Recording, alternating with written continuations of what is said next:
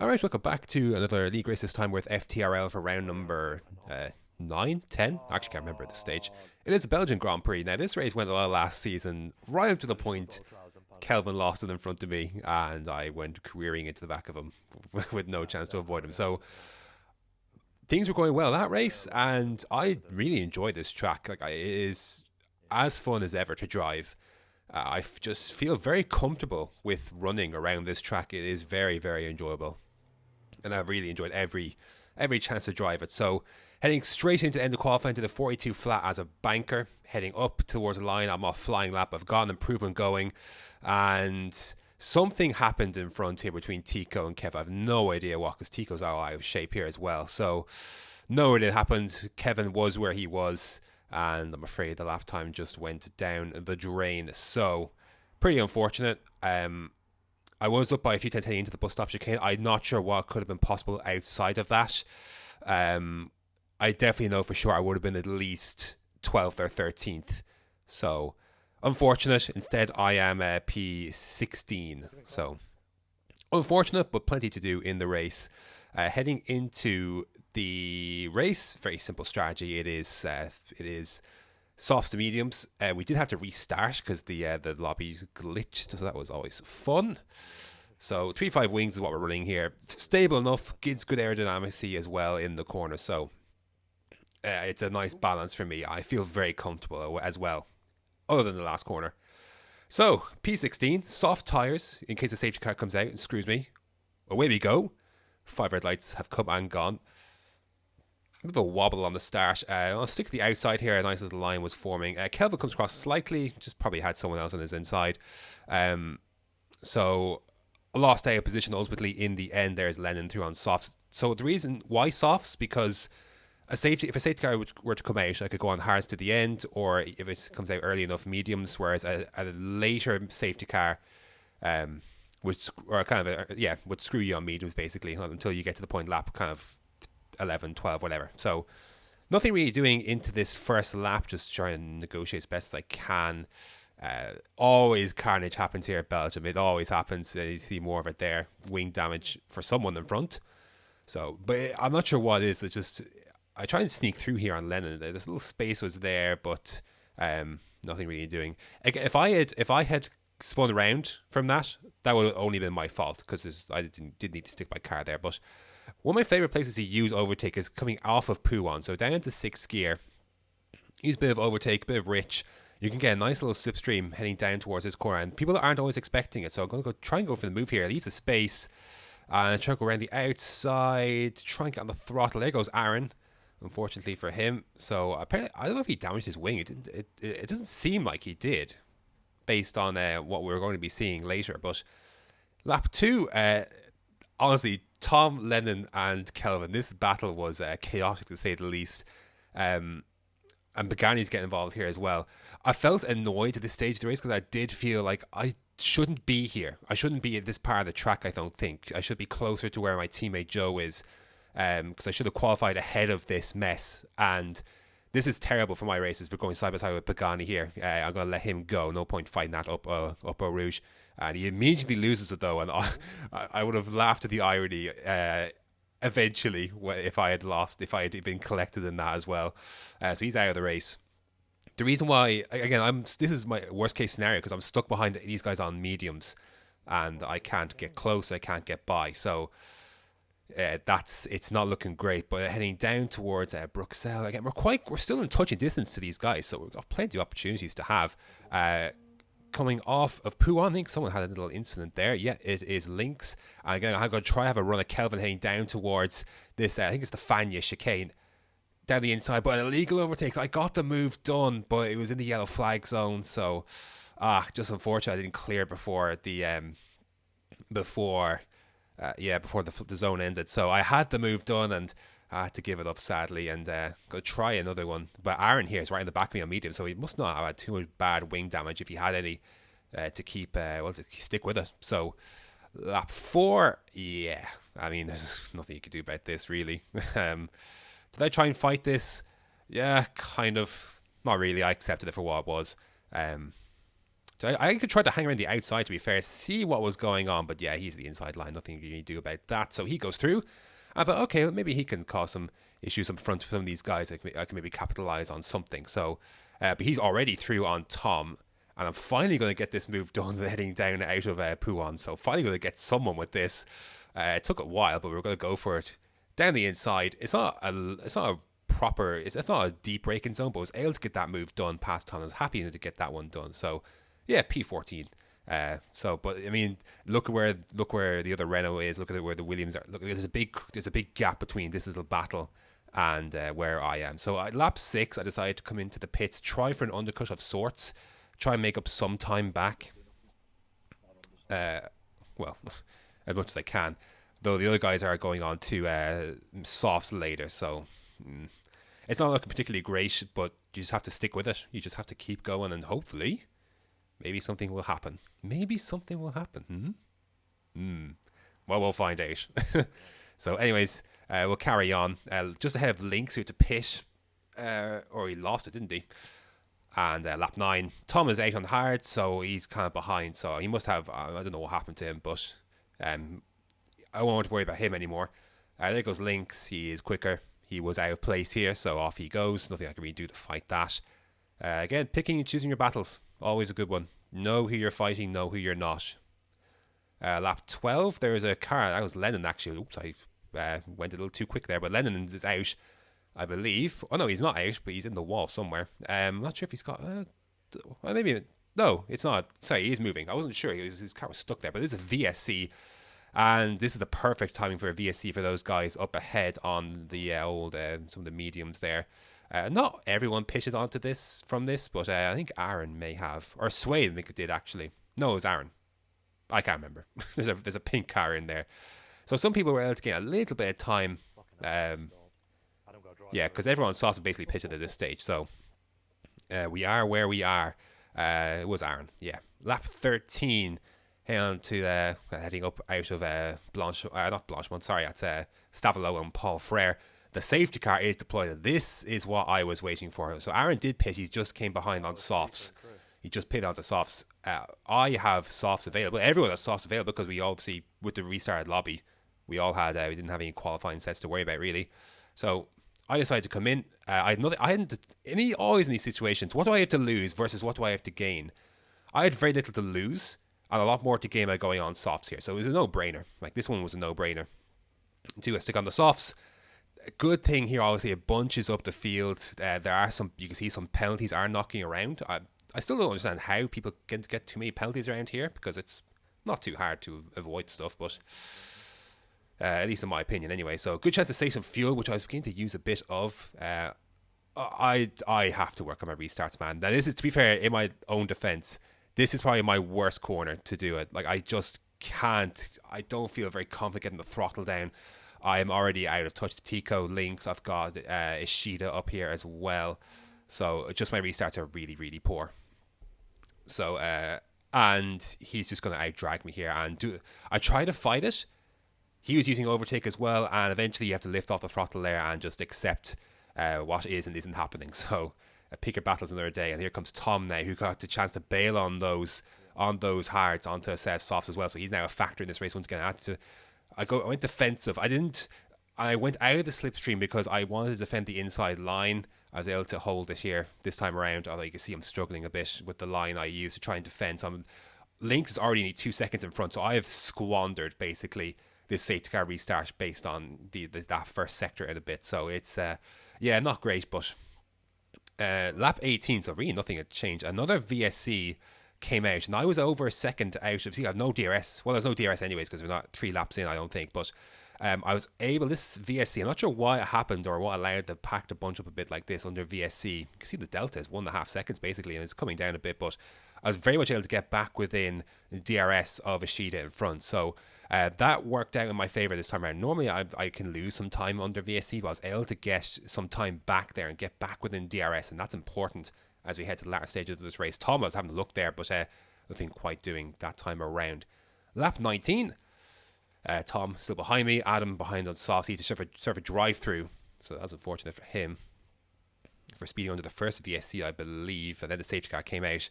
I've got DRS just about, but Tom is just going to vault past. Um, and he's got a penalty, so I'm fairly confident I could keep within 3 seconds of him. So didn't fight that one too much. Again, if people got penalties, there goes poor Aaron.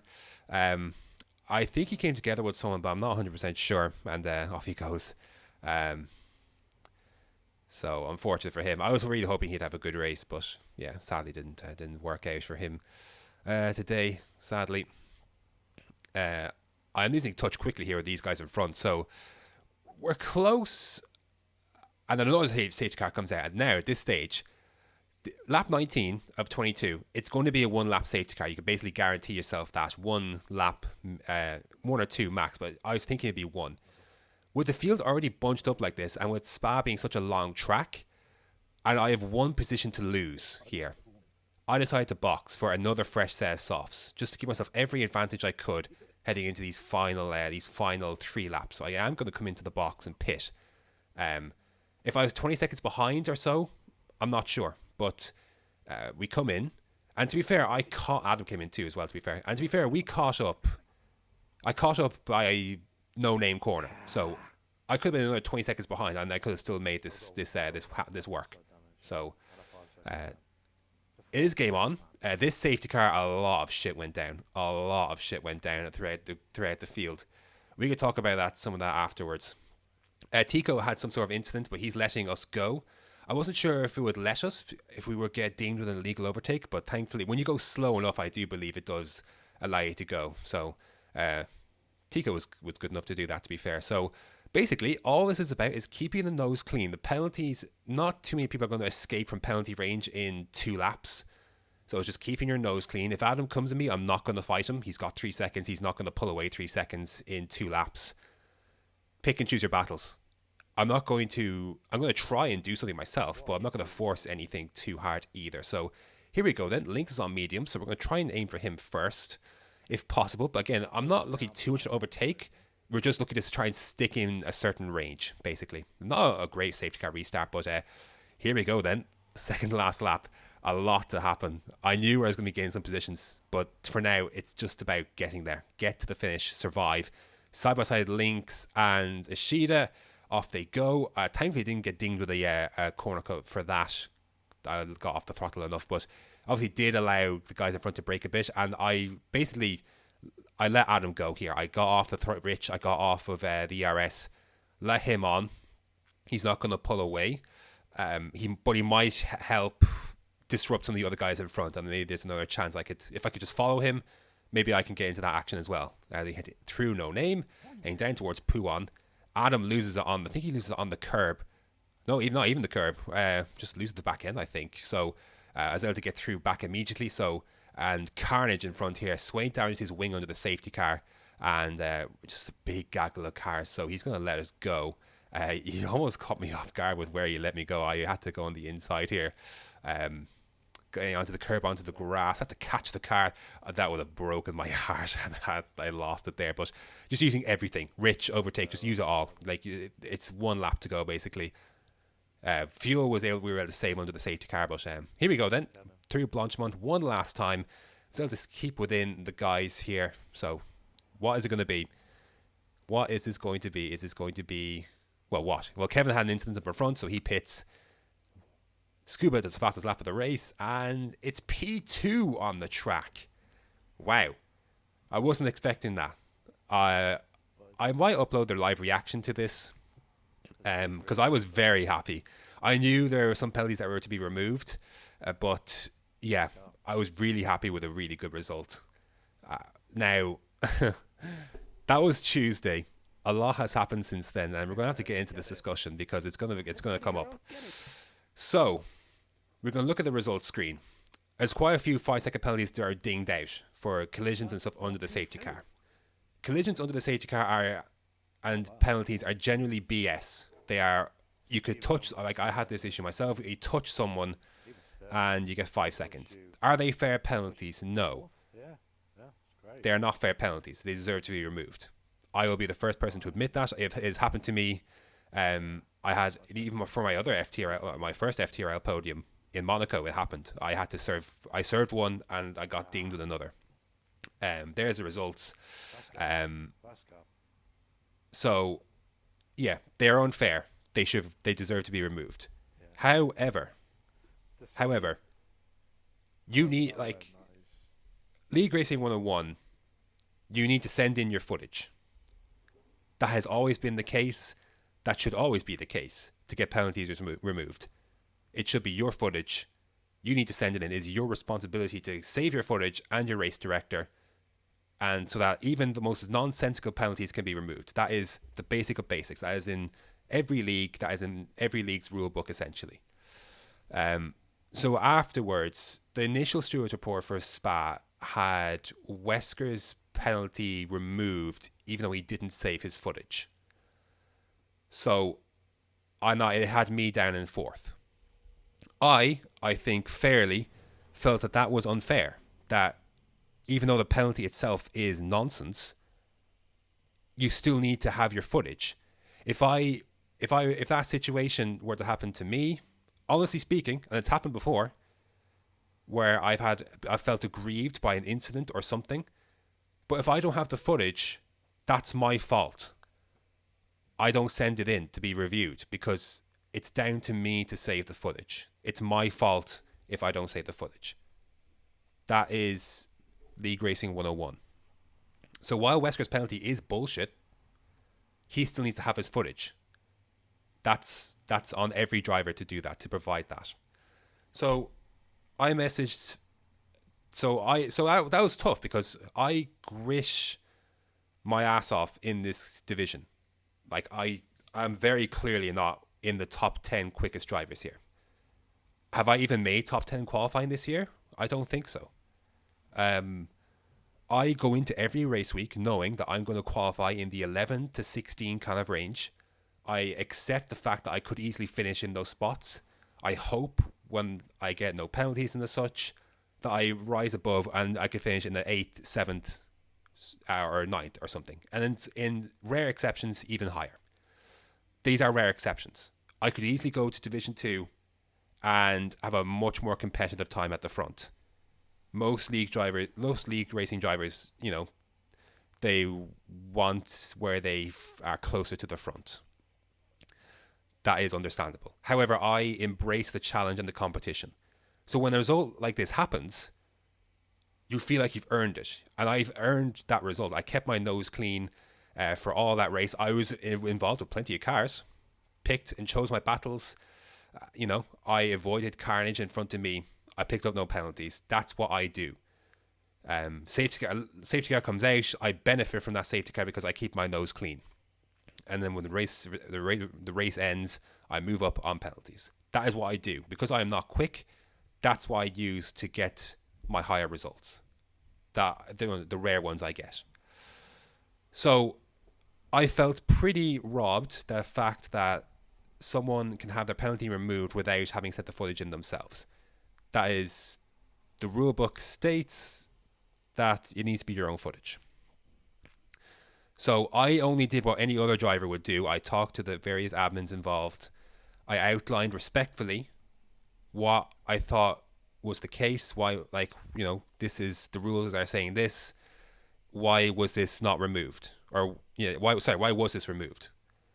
Um, I did what any driver would do in that situation. I think if most drivers had the situation I was faced with, they would have been furious. And I wasn't pleased, but I respectfully asked why this was the case. And I pleaded my case. They gave me their reasoning. Um, yeah. So I did what any driver would do basically in that situation. But I did it respectfully. I did not go at anyone verbally or abuse anyone verbally. I asked for clarification. I challenged that clarification when it wasn't lining up with what was written in the rules. Um,